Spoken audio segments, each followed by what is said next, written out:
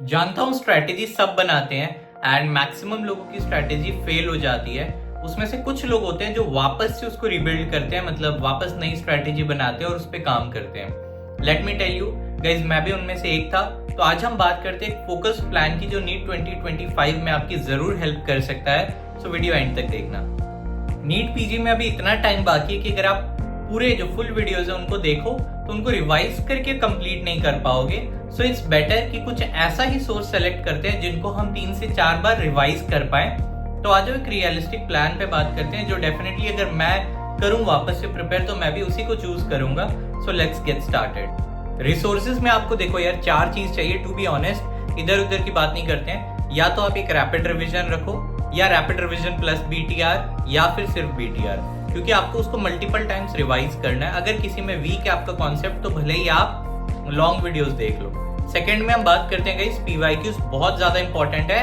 And to be honest guys, PYQs अगर आपको करना है मैरो से छोड़ के और कोई बढ़िया ऑप्शन नहीं है, राइट? क्यों? क्योंकि मैरो में जो एक्सप्लेनेशन है ना नीचे का, सिर्फ पीवाईक्यू का आंसर याद करना इंपॉर्टेंट नहीं है। नीचे जो एक्सप्लेनेशन वाला जो पर्ल का जो पूरा पार्ट दिया गया है ना, वो दैट इज वेरी इंपॉर्टेंट। क्यों? क्योंकि मैरो अपनी जो नई जीटीज लाता है ना, तो उसमें क्या करता है, पीवाईक्यू से रिलेटेड जो पार्ट होता है ना उससे एमसीक्यू फ्रेम करके देता है। सो एग्जैक्टली पीवाईक्यू मैरो में नहीं आता है, मतलब बहुत कम आते हैं, राइट? आता तो है डेफिनेटली, थोड़े कम। Custom module, again custom module के लिए देखो मैं प्रेप भी यूज किया हूँ, वैसे सारे चीज मैं यूज करके देखा हूँ। दो लास्ट तक सब्सक्रिप्शन मेरा सिर्फ बीटीआर का था विद सेरिबेलम अकेडमी का, राइट? लेकिन यहाँ पे कस्टम में again you can go with marrow.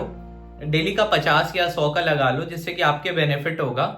हाँ, तो आपको न्यू क्वेश्चंस जो होते हैं ना, बहुत लोग बोलते हैं नया क्वेश्चंस कहाँ से करें, तो आपका डेली का 50 भी अगर आप करोगे ना 5 महीने में मोर देन 7,500 आप एमसीक्यूज न्यू वाले कलेक्ट कर लोगे।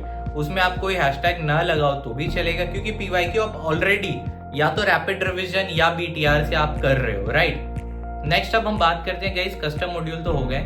उसके बाद हम बात कर लेते हैं गाइस जीटीज आप 2 वीक में एक बार दे सकते हो, जिससे कि जब एग्जाम आए तो आपको वो प्रेशर फील ना हो, आप रेडी रहो उस एग्जाम के लिए, क्योंकि आप ऑलरेडी एग्जाम जैसा प्रेशर पहले ही फील कर चुके हो हर 2 हफ्ते में एक बार।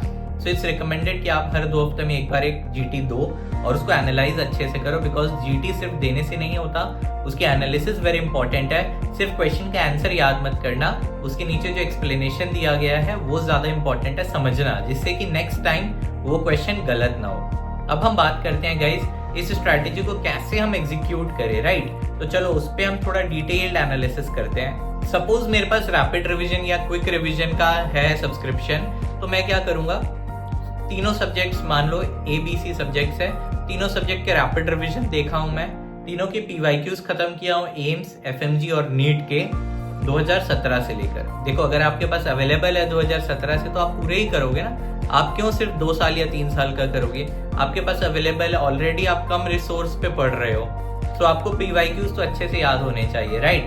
अब आप क्या करोगे, उसके 3 सब्जेक्ट के बाद एक कस्टम मॉड्यूल लगा लोगे तीनों का मिला के, जिससे आपको पता रहे कि अगर आप सब्जेक्ट जब कंपाइल्ड हो रहे हैं ना तो आपका एग्जाम में गलत ना हो। अगर आप बीटीआर कर रहे हो तो मेरे तरफ से तो रिकमेंडेशन यही है कि मैम के प्लान को फॉलो करो।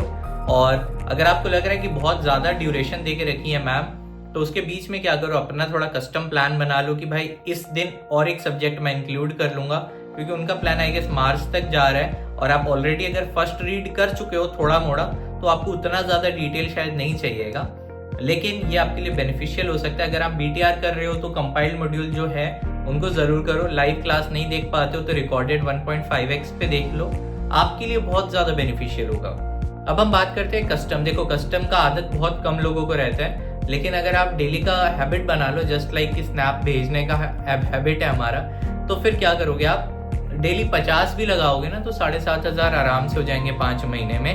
7,500 न्यूअर काइंड ऑफ क्वेश्चन, उसमें मैं मानता हूँ 40 to 50% न्यूअर होंगे, कुछ रिपीट आएंगे, ये आएंगे, तो आपको बहुत सारा न्यू इन्फॉर्मेशन भी तो गैदर हो गया जो शायद लॉन्ग वीडियो से होता, लेकिन आपके टाइम का कंस्ट्रेंट है तो आप एमसीक्यूज के थ्रू कर रहे हो। 5वां और एक हो सकता है कि आप टेलीग्राम पे ज्वाइन कर लेना। उसमें मैं क्या करूंगा कि अपने भी जितने नॉलेज वाले मेरे पास जो बुक्स है उनसे यूट्यूब पे वीडियोस या फिर इंस्टाग्राम पे मैं डेली एक रील अपलोड करूंगा टिल नीट, और उसका आपको लिंक यस टेलीग्राम पे मिल जाएगा, तो आप वहां से भी ज्वाइन कर सकते हो। और उसमें मैं सिर्फ चाहता हूँ नीट या यूपीएससी CMS से रिलेटेड कंटेंट ही डालूं, वो भी एजुकेशनल। सो आप वहाँ पे ज्वाइन कर सकते हो। दिन का 1 मिनट आपके लिए बेनिफिशियल होगा। इस चीज़ को मैं एकदम मेक श्योर करूँगा कि हाँ भाई वो चीज़ बेनिफिशियल हो आपके लिए, और मुझे भी कुछ नई इन्फॉर्मेशन या मेरा इन्फॉर्मेशन अपग्रेड हो पाए थ्रू दोज रील्स या फिर नोट्स। तो आप ज्वाइन कर लेना।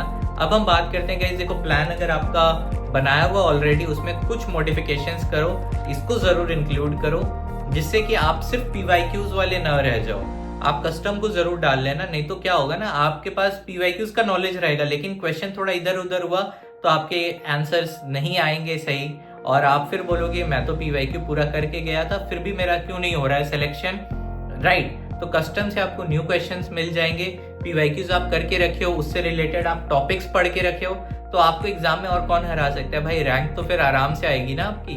बस यही करना है, और ऐसे स्ट्रैटेजी वीडियोस मैं लाता रहूंगा क्योंकि ऐसे वीडियोस बहुत कम है, और मैं भी सोचता हूँ कि मेरे प्रिपरेशन टाइम में और ज़्यादा ऐसी होती तो मैं भी देख के कुछ और अपने प्लान में मॉडिफिकेशंस कर पाता। Thank you so much guys.